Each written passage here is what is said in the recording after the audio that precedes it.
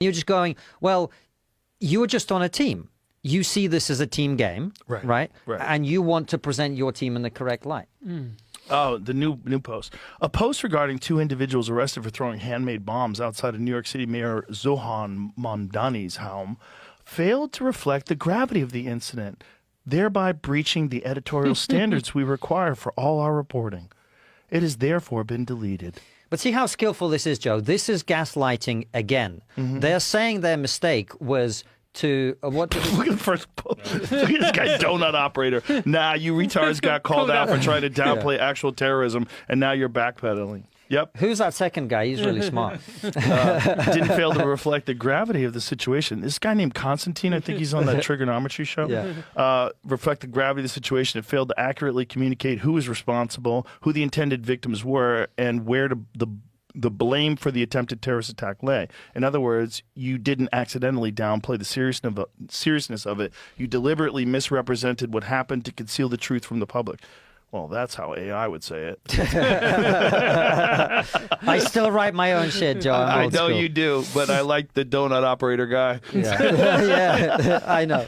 He's more your cup of tea. That's how I like to talk. That is what happened, though, right? That is what happened, but that's what's really scary about this world we're living in right now, because we're so ideologically captured, both right and left. Everyone in this country looks at this administration as an existential threat to democracy itself and our way of life, and fill in the blank, whatever marginalized groups are all going to be rounded up and put in internment camps. This is the narrative that the most radical of the left have about the sky is falling because Trump's in office. But it's also as well what people on the left don't want to acknowledge is the dangers of Islamism.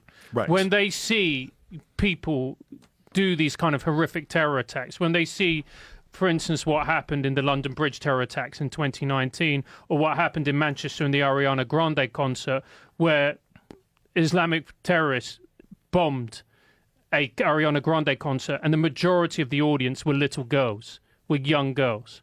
And they say, oh, this happened because, they were marginalized and they felt angry. And this is what people do when you push them to one side and they don't have a means in order to how to express themselves. You're going, no, what this is an ideology.